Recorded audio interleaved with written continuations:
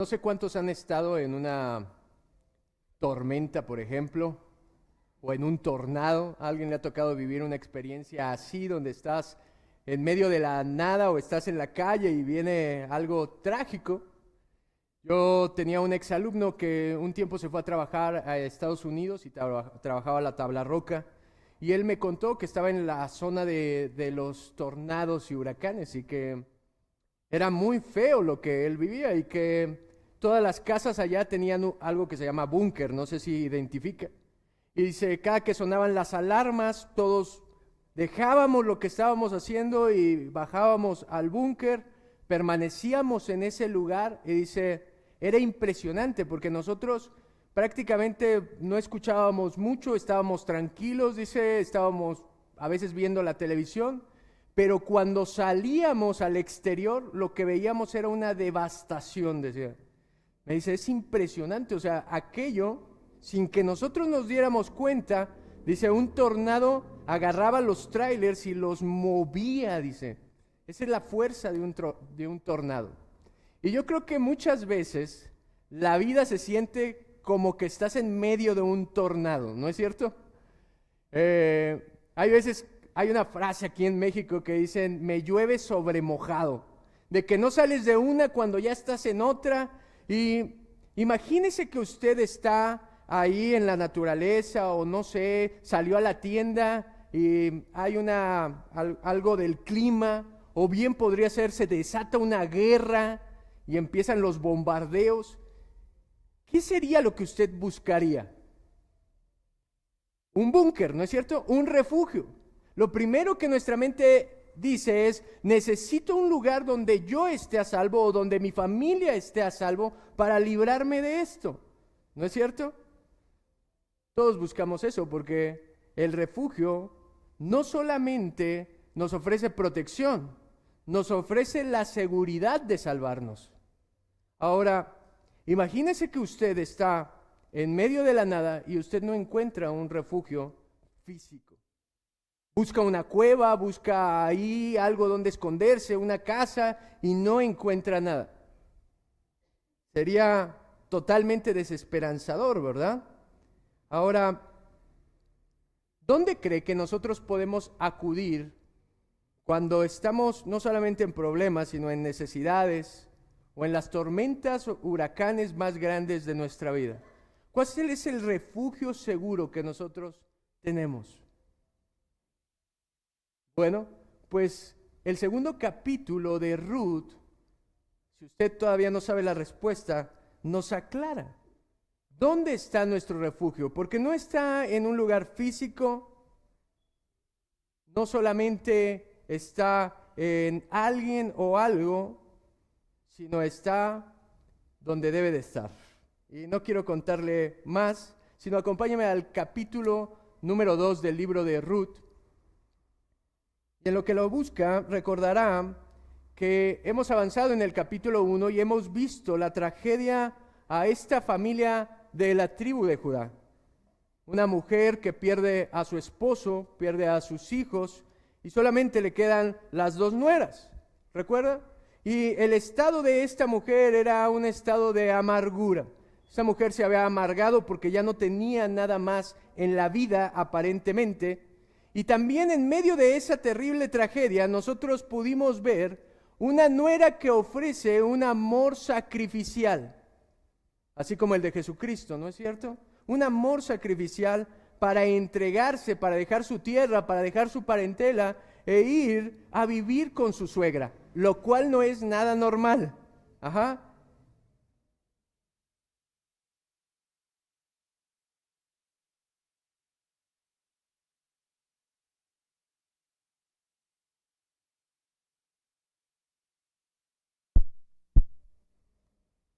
Entonces, acompáñeme a leer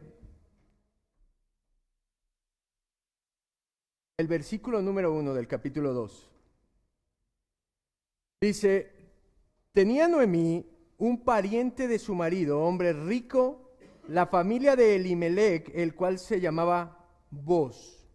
Nosotros dejamos la historia en el capítulo 1, donde el autor nos dice que esta familia regresa a Belén de Judá, ¿recuerda? y regresa en un tiempo específico, en el tiempo de la cosecha. Ahora el autor en la narrativa hace como un prólogo, así como cuando usted lee un libro y antes de empezar el primer capítulo hay un prólogo que le introduce a la historia que va a recibir. Así él hace un paréntesis. Y esta información no la tiene Ruth, no la tiene Noemí, pero el autor nos la da a nosotros y nos informa de esto.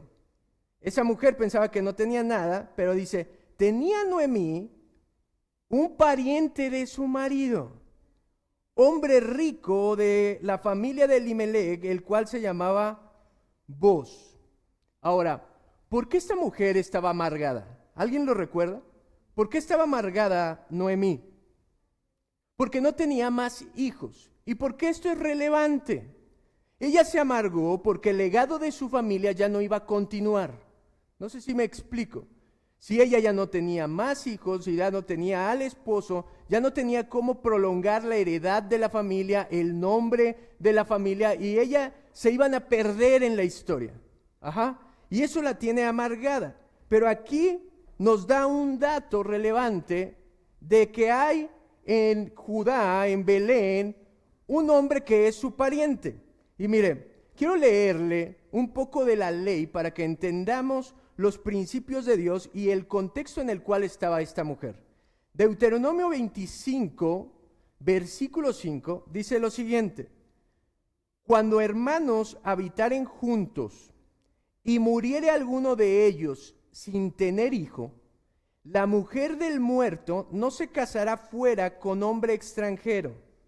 Su cuñado se llegará a ella y la tomará por mujer y hará con ella parentesco. Y el primogénito que ella diere a luz sucederá en el nombre de su hermano muerto, para que el nombre de éste no sea borrado de Israel. Esto es lo que decía la ley.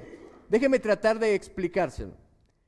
Si en la familia un hombre se casaba con una mujer y no tenían hijos y se moría, el cuñado, o sea, el hermano de él, tenía que tomar a la mujer, casarse con ella y procrear hijos. ¿Sale? ¿Hasta ahí vamos bien? No quedaba desamparada la mujer, sino el hermano se hacía cargo. De hecho, esto se le conoce como la ley del, ¿alguien sabe? Levirato. Y esa palabra de levirato significa cuñado, la ley del cuñado. Entonces el cuñado procreaba hijos con ella para que el hijo fuera heredero ¿de quién? Del hermano muerto. Por eso dice, preservará el nombre. Es decir, el hijo que tenga con el otro hermano va a continuar, le va a pertenecer la heredad y va a seguir el nombre de su hermano para que no sea borrado de Israel. ¿Se fijan? Dios en su sabiduría hizo un sistema que funcionara perfectamente en la sociedad y que siempre la familia estuviera cubierta en todos los recursos. Que no viviera en extrema pobreza, sino cuidar de las viudas, cuidar de los hijos, cuidar de la familia, y entonces eran lo que estaban ahí. Ahora, esta primer ley no se podía cumplir en Noemí. ¿Va entendiendo por qué esta mujer estaba en amargura? Porque ella ya no tenía hijos para preservar la heredad. Iba a ser borrado el nombre. Ahora, mire lo que dice también la ley. Cuando tu hermano empobreciere y vendiera alguno de sus posesiones, esta es otra ley, entonces su pariente más próximo vendrá y rescatará lo que su hermano hubiere vendido. Y si el hombre no tuviere redentor y consiguiere lo suficiente para rescatarlo, entonces contará los años desde su venta y pagará lo que quedara al hombre a quien lo vendió y volverá a su posesión. Mas si no se hubiere conseguido lo suficiente para que él lo rescate, lo que vendió estará en poder del que lo compró hasta el año del jubileo, y al jubileo saldrá y él volverá a su posesión. Ahora, yo sé que a lo mejor se quedó bien confundido con lo que acabo de leer. Déjeme explicárselo. No solamente preservaba la familia, sino preservaba la economía familiar. Dios, en la sabiduría, también cuidaba esos aspectos, ayudar a los más pobres. Los apoyos sociales que conocemos, ¿no? No los inventó AMLO. esta ley para ayudar a todos, lo inventó Dios. Y mire, una forma, cuando alguien empobrecía, cuando alguien se metía en problemas y todo, lo primero que hacía era vender las posesiones, como lo hacen hoy en día, ¿no es cierto? Entonces vendían las posesiones y el que se las compraba, estaba la promesa de que cuando le pagara, él devolvía la posesión, porque la posesión, recuerde, la tierra estaba ligada a los clanes familiares, y esto ayudaba a que el clan siempre mantuviera su tierra, su posesión. Entonces, ¿qué pasaba cuando alguien empobrecía tanto que no tenía dinero para recuperar la heredad? Cuando no tenía dinero para rescatarla, para volverla a comprar. Dice que podía haber un familiar que fuera un redentor, así se le conocía. Y el redentor entonces, que tuviera la capacidad económica, a nombre del pariente iba y compraba la heredad. La compraba y entonces regresaba al clan familiar la posesión.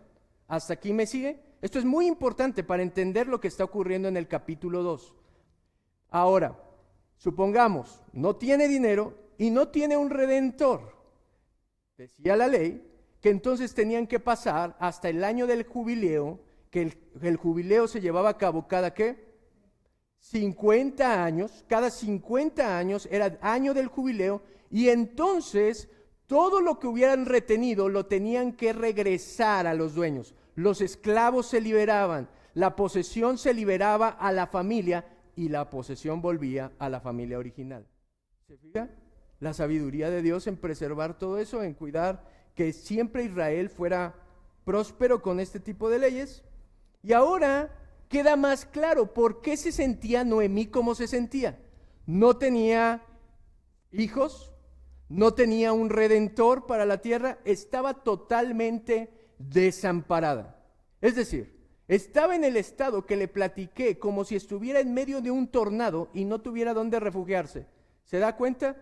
Esto es como si de repente cayera un tormentón de aquellos, un huracán, y usted está con su paraguas ahí en medio de la nada, y aparte de todo ya no tiene telita, ya es el puro palito así. Así se sentía Noemí. Y encima traía a Ruth. Pero el autor, precisamente por eso, comienza el capítulo diciéndonos que aunque ella no veía ninguna luz de esperanza, sí había alguien que era pariente y posible redentor. ¿Se fija?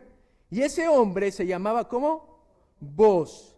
El nombre Boaz significa en él está mi fuerza, en Dios está mi fuerza. Y mire, no solamente nos dice que tenía ese pariente cercano, nos dice la característica de este pariente cercano. Y dice que ese hombre era ¿cómo? Muy rico. El original, de hecho, menciona poderosamente rico. O sea, tenía mucha lana. No solamente tenía dinero, este era un hombre de la alta sociedad de la población judía. Era poderoso, alguien de renombre. Ese era el familiar que vemos aquí. Y mire, ahora nos empieza a mostrar qué es lo que hacen estas dos mujeres. Versículo 2. Y Ruth, la moabita, dijo a Noemí: te ruego que me dejes ir al campo y recogeré espigas en pos de aquel a cuyos ojos hallare gracia. Y ella le respondió: ve, hija mía.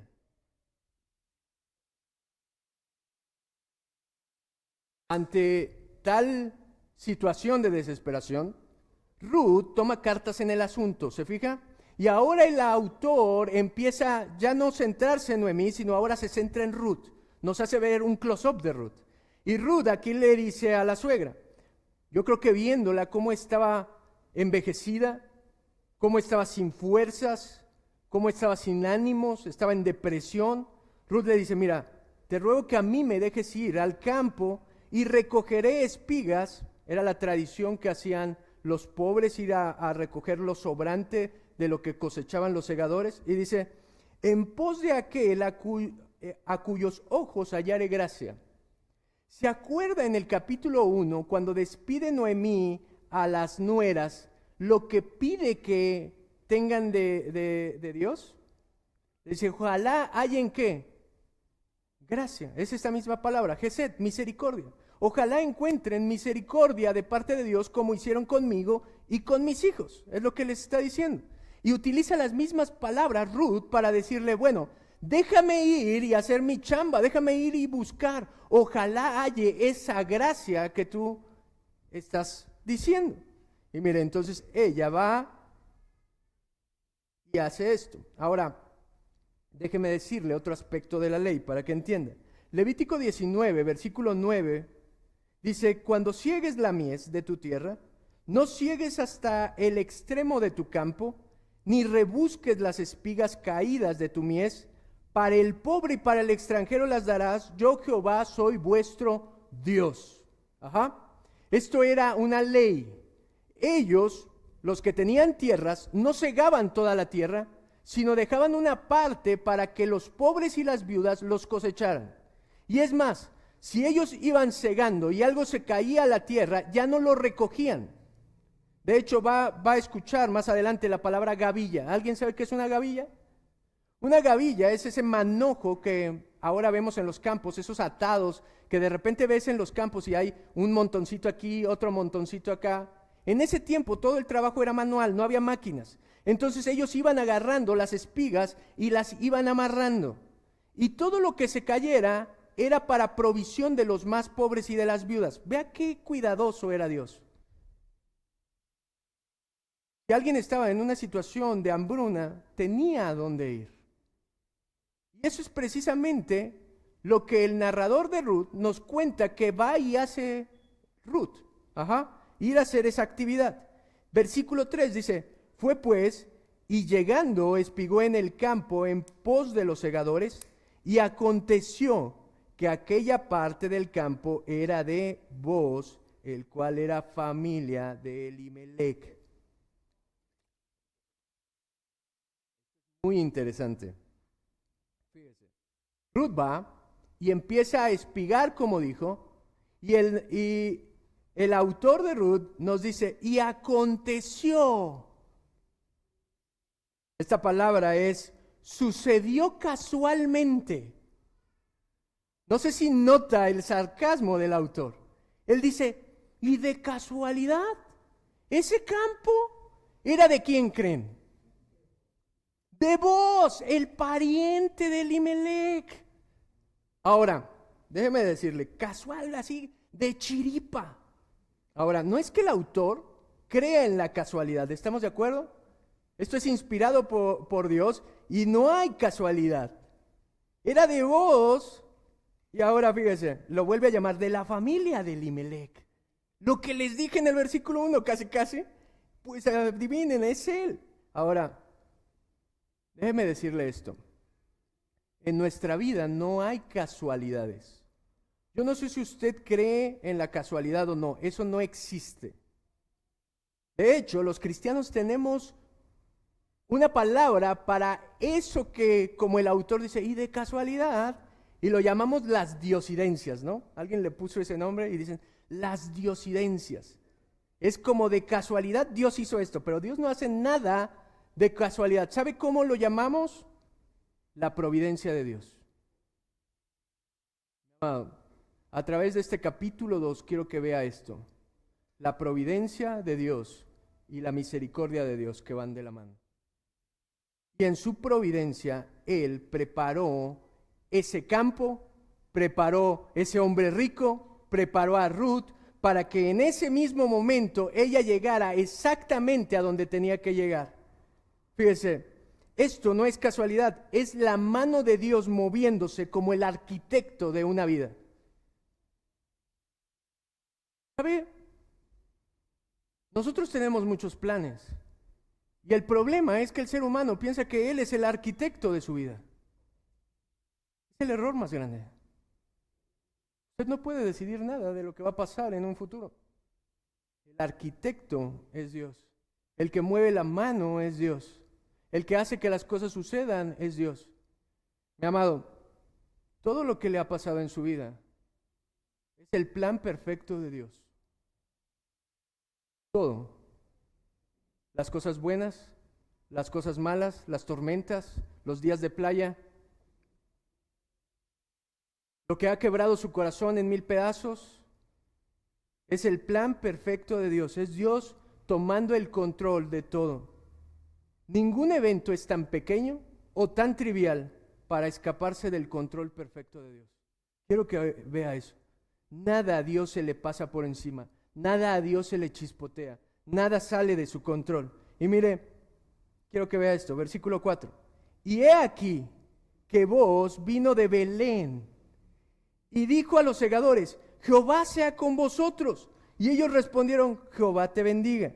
Y vos dijo a su criado, el mayordomo de los segadores: ¿de quién es esta joven?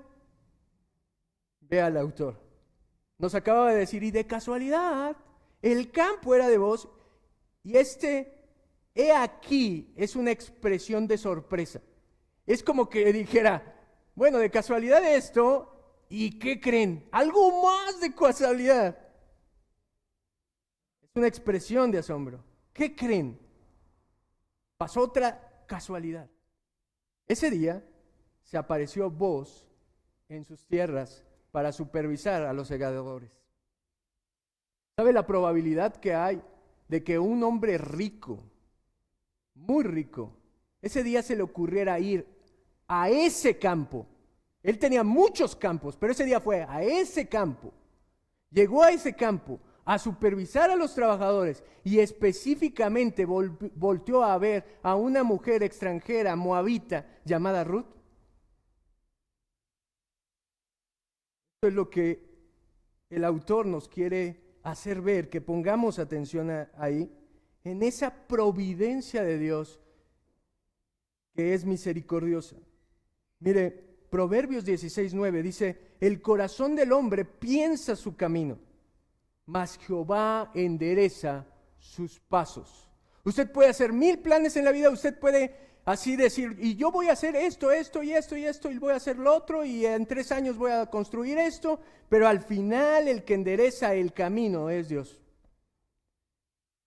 John MacArthur dice lo siguiente, comenta: el hecho de que Ruth fuera a espigar en el campo de Booz no fue una casualidad, fue parte del plan divino de Dios para redimir a su pueblo y preservar la línea mesiánica. La providencia de Dios obra en los eventos cotidianos, guiando y dirigiendo nuestra vida hacia su perfecta voluntad. Amado, nada es casualidad de su vida. Todo conduce a un propósito eterno en nuestra vida, si usted le pertenece a Dios. Todo lo que está pasando a nuestro alrededor, ¿sabe a quién nos apunta? A Jesucristo. ¿Sabe a quién apunta esta historia, lo que está sucediendo en esto? Al refugio más grande que usted y yo podemos encontrar en esta vida, que es un Salvador. Amado, él preguntó: ¿de quién es esta joven? Le dijo al jefe de los segadores: ¿y esta? Dame información de ella. Algunos románticos piensan: fue amor a primera vista, ¿no? Estaba tan guapa Ruth que no pudo dejar de verla y dijo: ¿quién es esta chiquitita?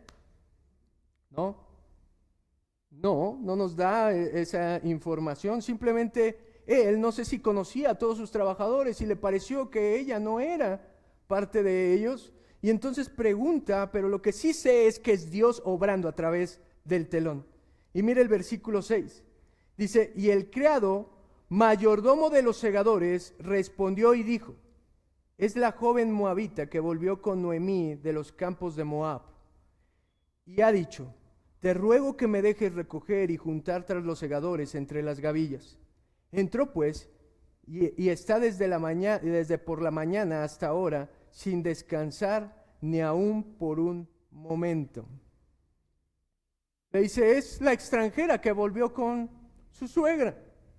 Pero miren, esta es una porción difícil porque no queda muy claro qué es lo que está pasando aquí. Solo sabemos que ella está ahí como sentada o parada y él pregunta. Algunos dicen que al no conocer la ley de Dios, ella no sabía si podía recoger lo que se les caía a los segadores, y entonces empezó a recoger y después esperó a pedir permiso para hacer las cosas como correctas. al desconocimiento, al ser una extranjera. Otros dicen, más osados, que estaba forzando un encuentro con el dueño del campo, lo cual es poco probable por la sorpresa que nos narra el escritor de Ruth. Y la otra es como lo traduce la Reina Valera, que da la impresión que ella trabajó muy duro y llegó un momento donde tomó un respiro y descansó. Y entonces en medio de ese descanso es cuando llega Booz y la ve. Vea todas las coincidencias. Ahora, Dios proveyó ese encuentro conforme a su plan. Mire lo que dice Booz al identificarla. Versículo 8. Dice, entonces Booz dijo a Ruth, oye, hija mía, no vayas a espigar a otro campo, ni pases de aquí, y aquí estarás junto a mis criadas. Mira bien el campo que sigue y síguelas, porque yo he mandado a los criados que no te molesten. Y cuando tengas sed, ve a las vasijas y bebe del agua que sacan los criados. Ella entonces bajó su rostro, se inclinó a tierra y le dijo, ¿por qué he hallado gracia en tus ojos para que me reconozcas siendo yo extranjera? Vea la misericordia de este hombre. ¿Iba a recoger los sobrantes? Probablemente, al ser una extranjera, usted sabe, si algo nos muestra la historia del Antiguo Testamento es que el pueblo de Dios no siguió las leyes de Dios, sino transgredió sus leyes. Ahora recuerde en qué momento de la historia se desarrolla esta historia de Ruth, ¿se acuerda? En la época de los jueces. Y la época de los jueces, le dije que se caracterizaba por una cosa. Dice que cada quien hacía lo que bien le parecía, lo que se le daba la gana. Entonces probablemente estamos ante una sociedad impía, no temerosa de Jehová, no seguidora de sus leyes, que se burlaban constantemente de ella como extranjera, que de hecho probablemente la maltrataron mientras estaba cegando. Y entonces, sabiendo esto, Booz es un hombre piadoso, no es cualquier hombre, no solamente es rico. Nos dice el autor que es piadoso, ¿sabe por qué? Porque cuando llegó a su campo, ¿cómo saludó a los trabajadores?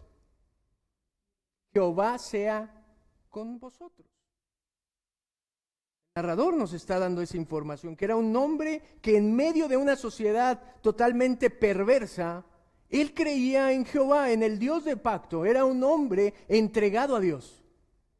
Eso deberíamos de ser nosotros en medio de esta sociedad. Y este hombre se acerca con la mujer extranjera y le dice, mira, ya no quiero que vayas a otro lugar a espigar. No solamente eso, quiero que sigas de cerca a mis trabajadoras. Júntate con mis siervas. Y mientras ellas van espigando, tú ve recogiendo lo que se les caiga. No sé si se da cuenta de esto. Esto es misericordia. Esto es más de lo que Ruth merecía. Ellos recogían allá cuando se terminaba o a lo lejos, pero él le dice, no, ve de cerca y ahí luego lo pescas y lo agarras. Y mira, le dice, mira bien que lo que cieguen y ciega, porque ya he mandado a los criados que no te molesten. No solamente se convirtió él en su proveedor, sino en su protector. ¿Se fija? Nadie más te va a molestar. Mientras tú hagas tu trabajo, nadie te va a faltar al respeto, nadie se va a burlar de ti, yo me encargo. Y fíjese, le dice, y cuando tengas sed, ve a las vasijas. Y si te cansas y tienes sed, lo que saquen mis criados, toma de eso también, de los que es mío. Esa mujer iba a estar totalmente saciada. Mire, esa es la misericordia de Dios. Por eso ya dice, ¿por qué he hallado gracia? Esa misma palabra que usó Noemí es eso mismo que ella dijo, déjame ir para ver si hallo gracia delante de alguien. Es esa misma palabra que David usa en el Salmo 23 que le prediqué hace poco, donde dice, tu gesed me siga todos los días, me seguirá todos los días de mi vida. Tu amor leal me siga todos los días de mi vida. Es eso lo que está cubriendo la vida de Ruth, ¿se fija? Amado, ¿sabe qué tontos somos los seres humanos? Que tenemos tantas necesidades, tenemos tanta sed de cosas. Y nosotros nos fabricamos cisternas rotas para poder saciar lo que nadie puede saciar más que Dios. Y entonces usted hace una cisterna de su pareja, hace una cisterna de su familia, hace una cisterna de su negocio, hace una cisterna de el dinero, pero eso simplemente son cisternas rotas que nunca van a poder satisfacer su corazón.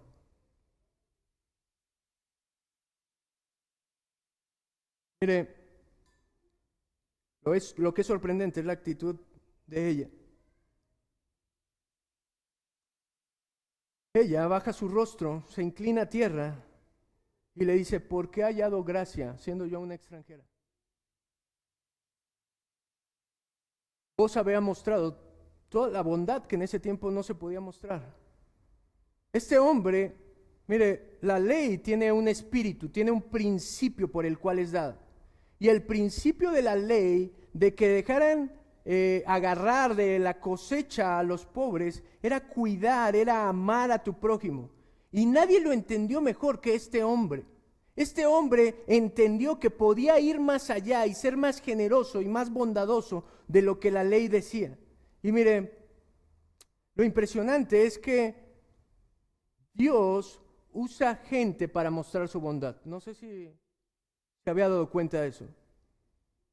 Recapacite en todas las personas que Dios ha usado para bendecir su vida. Todas las personas que Dios ha usado para mostrar su bondad y su misericordia para con usted. Amado, ¿cuántos de nosotros también somos el instrumento de Dios para mostrar la bondad de Dios para con otros? Quiero destacarle esto, por eso le dije que era sorprendente la reacción de ella. Ella se asombra y le pregunta, ¿por qué estás haciendo esto? ¿Por qué estás haciendo más de lo que deberías de hacer? ¿Por qué estás mostrando gracia conmigo? Ella no da por sentado, oh sí, es lo que tenía que pasar. ¿Se da cuenta? ¿Qué le quiero decir con esto? Cuando usted recibe la bondad de otros, lo da por sentado como si fuera la responsabilidad del otro darle, como si fuera la responsabilidad del otro darle una palabra de ánimo, de aliento, un halago. ¿Cómo recibe ante los regalos de otras personas? ¿Cómo reacciona? ¿Reacciona como Ruth con asombro cuando alguien suple su necesidad diciendo, oh Dios, ¿por qué?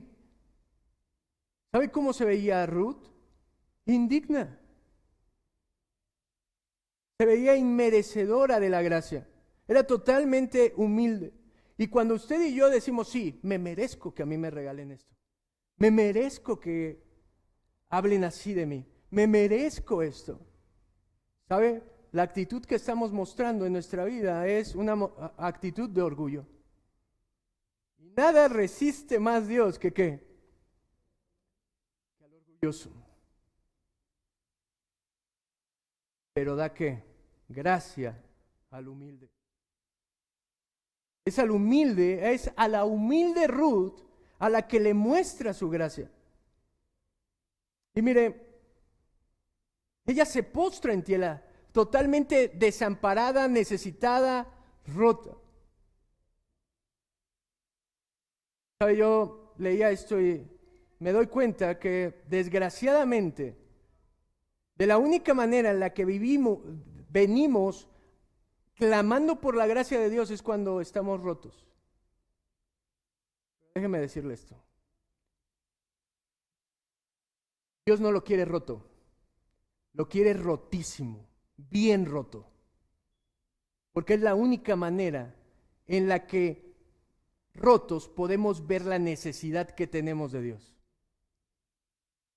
Cuando usted agarra y en medio de la tempestad usted dice, bueno, tengo a Dios, pero tengo este refugio chiquito que yo me construí y tengo este otro refugio que acá tengo. Y usted se mete en esos refugios en vez de venir y refugiarse en el Dios verdadero.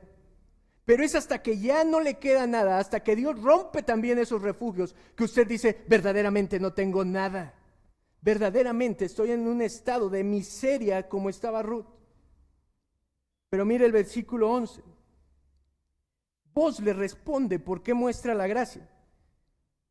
Respondiendo Boaz le dijo, he sabido todo lo que has hecho con tu suegra después de la muerte de tu marido y que has dejado a tu padre y a tu madre, la tierra donde naciste.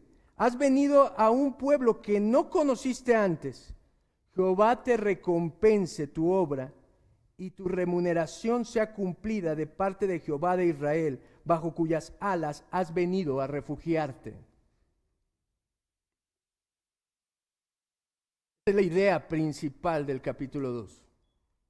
No pierda de vista esto. Esta es la idea principal. Le dice, ¿por qué le muestra la gracia? ¿Por qué es tan generoso con ella? ¿Por qué es bondadoso con ella? Y le dice, mira, he escuchado la reputación, he escuchado lo que hiciste por tu suegra. Le dice, después de la muerte de tu marido, tenías el derecho de regresar con tu padre y con tu madre. ¿Y qué hiciste? Los dejaste. Tu refugio familiar, el refugio que tenías de, bueno, lo perdí, pero tengo a mi familia. Lo has dejado. Has dejado esa seguridad. Y mira, después dice, y la tierra donde naciste. Ve cómo deja otra seguridad, otro refugio que podría ser aparentemente bueno, que era vivir en su tierra, en Moab. Y dice, y también lo has abandonado. Y eso significa, recuerde que los dioses estaban ligados con la tierra también. ¿Has dejado a esos dioses? Y dice, y has venido a un pueblo que no conociste antes. Has abandonado tu seguridad para venir a este pueblo. ¿Y por qué es importante ese pueblo? Por lo que dice en el versículo 12.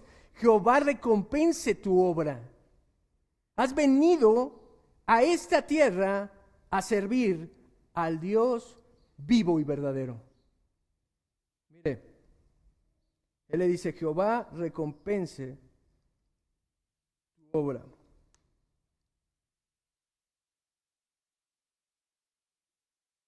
Y aquí surgen algunas interrogantes. Entonces nosotros necesitamos ganarnos la gracia de Dios a través de nuestras obras. ¿O qué es lo que trata de decirle vos? Usted puede ganar el favor de Dios haciendo algunas cosas buenas con su suegra, con sus parientes, con sus vecinos, y entonces Dios está comprometido a responder con gracia y favor.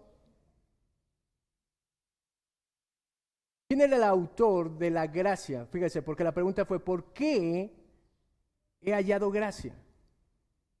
¿Por qué he hallado gracia? ¿Y quién es el autor de esta gracia según vos? Dios. Le dice, mira, ¿sabes por qué he hecho gracia contigo? ¿Por qué? Jehová recompense tu obra.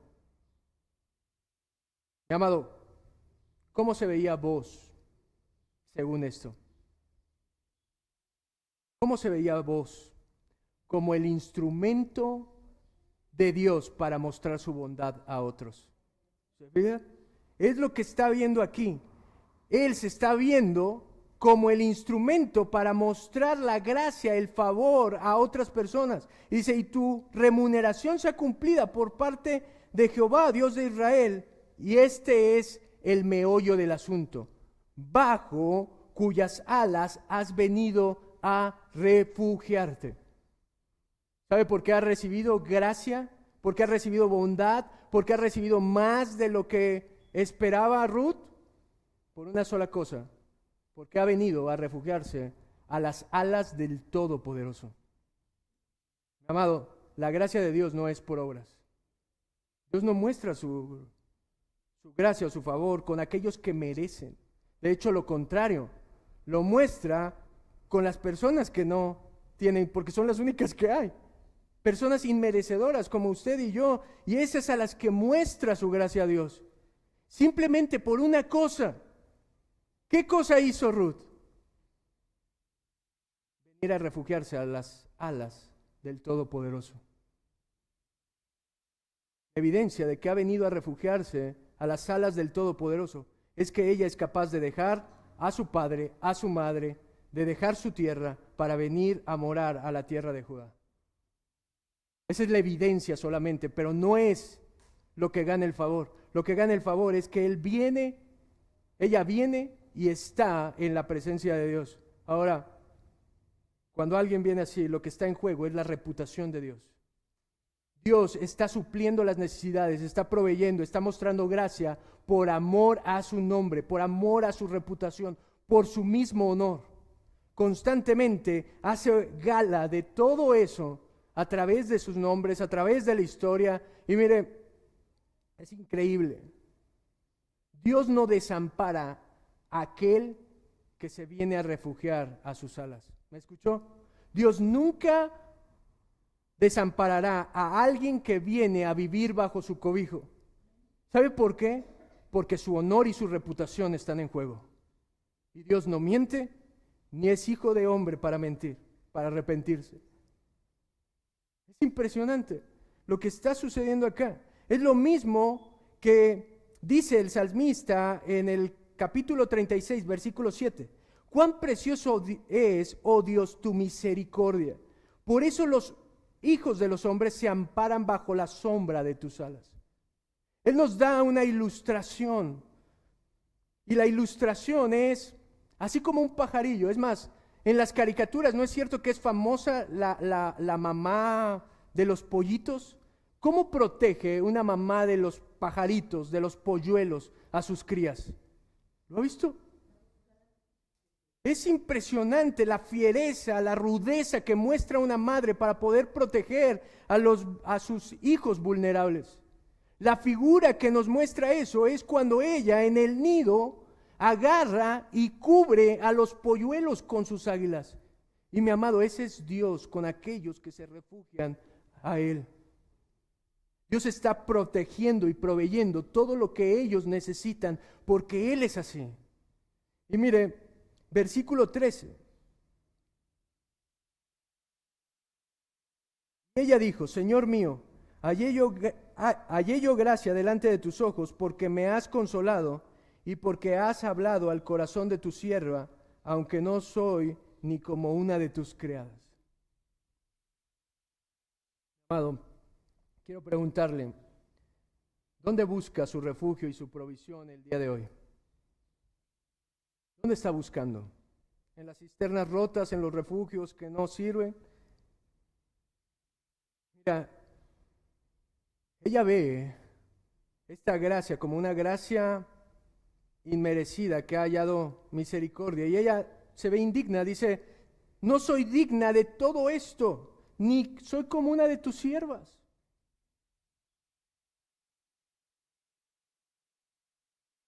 Amado, yo muchas veces veo mi vida en retrospectiva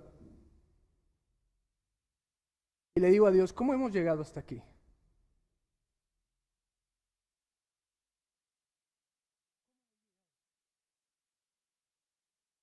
¿Cómo con tanto amor y tanto cuidado fue armando todas las piezas del rompecabezas para que yo estuviera en este momento de mi vida?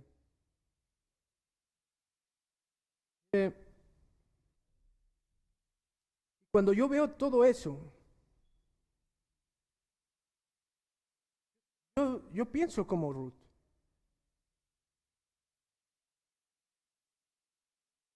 He recibido más de he recibido no lo que merezco.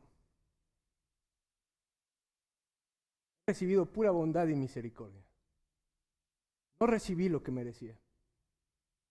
Por eso estoy aquí, por eso estoy vivo. Si hubiera recibido lo que merezco, estuviera muerto. Entonces cada cosa que pasa en mi vida la veo como la obra de Dios, como su bondad que yo no merezco. Todo lo bueno, malo, lo que sea, doy gracias a Dios porque digo, yo ni siquiera me merezco eso. Yo me merecía algo peor. Mire, no sé si entienda la historia. ¿Qué probabilidad hay de que un hombre maduro, Boz era grande, un hombre maduro, muy rico, piadoso,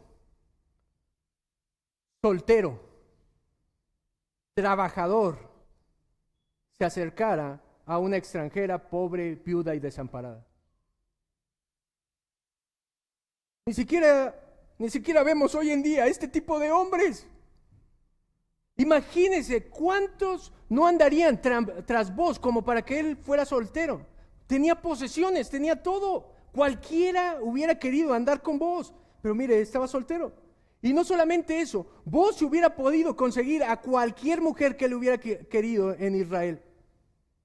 ¿Notó eso? Pero se vino a fijar en una viuda pobre en un estado de miseria.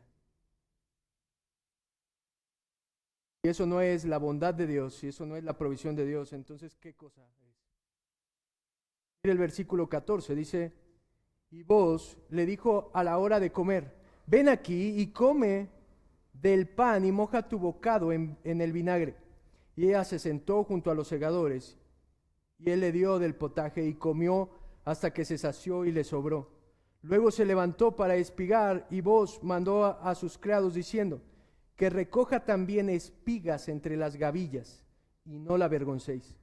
Y dejaréis también caer para ella algo de los manojos, y lo dejaréis para que lo recoja, y no la reprendáis.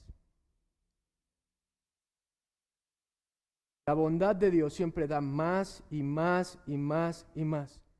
Ahora Boz toma a Ruth y le dice: hija mía, ¿estás cansada? Ven, entra y come con nosotros. Y ahora, fíjese, le dice: moja tu bocado en el vinagre. Pero vea esto.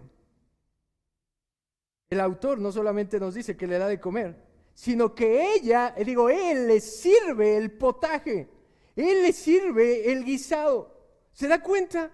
Un hombre rico, piadoso y todo, sirviéndole a esta. Ni su sirvienta era. Vea lo que es Dios.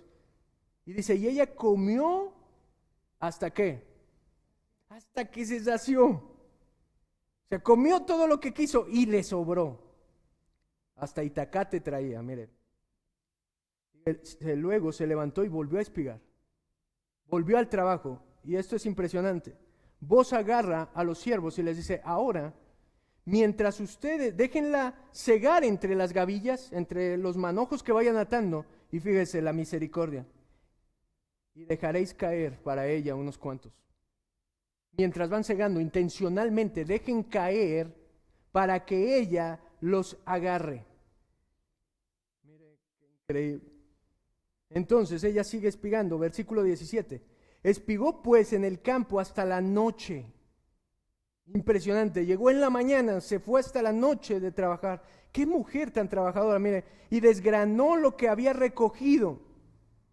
Y fue como un efa de cebada, y lo tomó y se fue a la ciudad, y su suegra vio lo que había recogido. Sacó también luego lo que había sobrado después de haber quedado saciada, y se lo dio. Fíjese, aproximadamente equivaldría a 20 kilogramos lo que ella pudo recoger. Los pobres y desamparados recogían las sobras, las migajas que se caían. Pero la bondad de Boz permite que ella recolecte 20 kilos. Y esta no solamente era una mujer bella, era fuerte, porque se llevó los 20 kilos hasta la ciudad. ¿Se da cuenta? Imagínese que usted agarre un garrafón y lo cargue, un trayecto ahí, usted va con el garrafón siendo una mujer. Y no solamente, fíjese, regresa con la suegra, con los 20 kilos que había cosechado y con su itacate también. Yo digo que era medio mitad moabita, mitad mexicana, porque siempre llevaba itacate, mire. La suegra se queda impresionada, versículo 16, y le dijo a su suegra: ¿dónde has espigado hoy y dónde has trabajado? La suegra le dice: ¿esto qué has traído? ¿De dónde lo sacaste? ¿A quién se lo robaste? ¿O qué hiciste para que alguien te permitiera traer tal cantidad para nosotros? Vea la expresión, bendito sea el que te ha reconocido.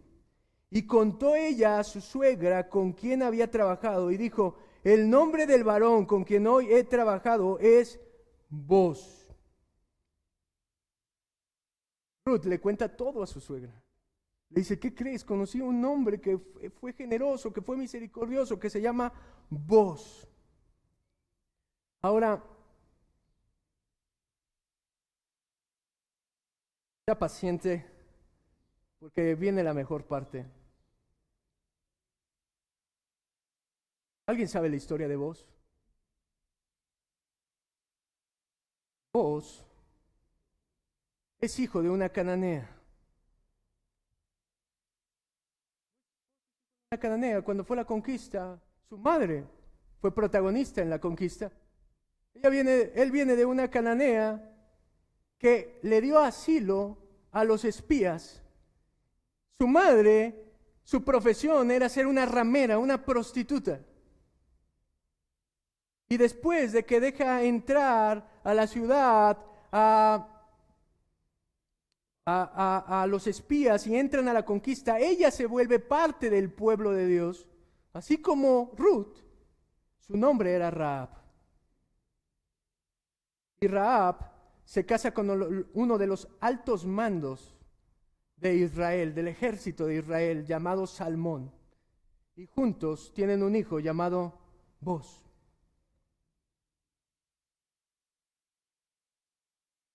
Amado, la historia de redención es una historia llena de gracia. Este hombre que había recibido gracia en su familia, lo único que conocía era la gracia de Dios y lo único que podía dar, ¿sabe qué era? La gracia de Dios. Amado, cuando usted está lleno de la gracia de Dios, usted no puede dar otra cosa. Y mire, versículo 20.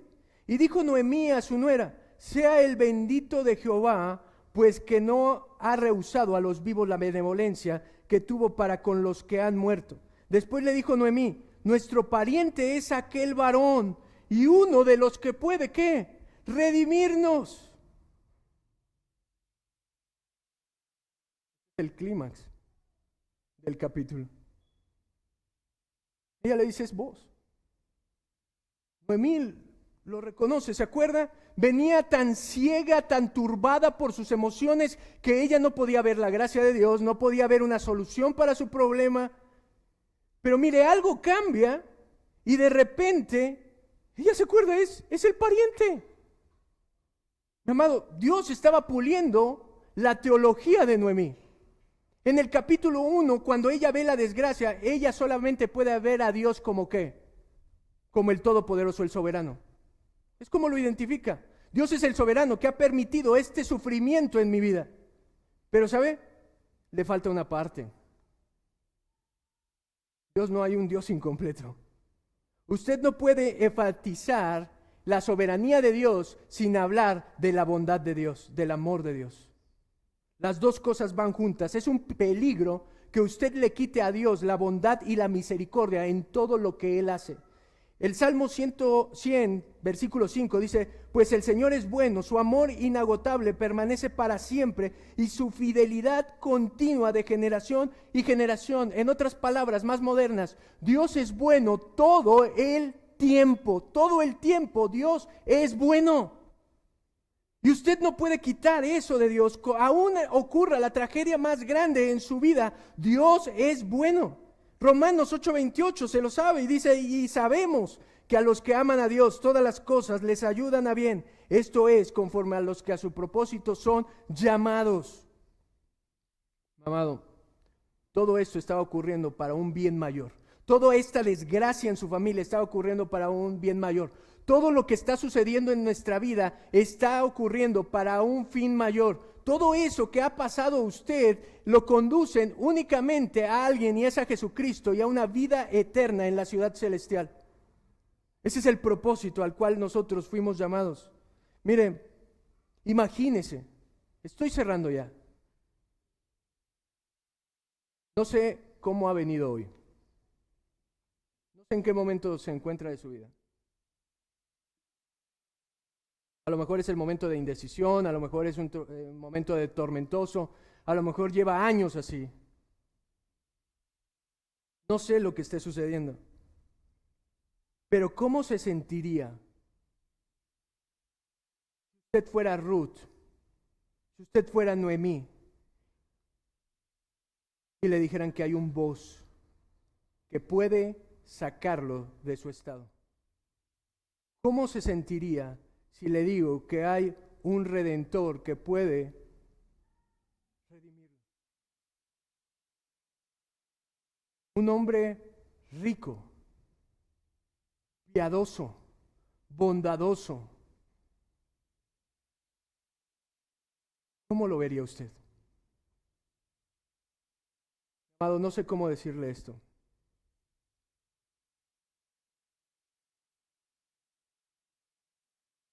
Usted y yo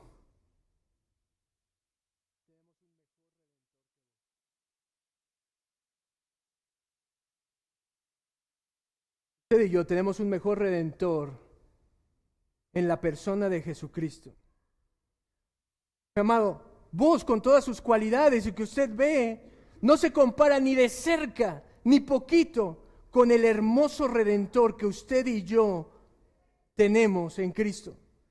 No se compara para nada con la provisión que Dios nos ha dado en Jesús. Mire, mi estimado, usted no necesita pareja, dinero, un trabajo o cualquier cosa de este mundo. Usted necesita un Redentor. ¿Me escuchó? No necesita nada en este mundo. Lo único que necesita es un Redentor. A menudo la gente, no sé si escucha esto, que dice, mira, me tengo que alejar del Señor o tengo que hacer esto porque tengo que trabajar. Porque si no trabajo, no como. Y si no como, me muero. Sí, pero si no viene a Cristo, se va a morir en el infierno. Esto es serio.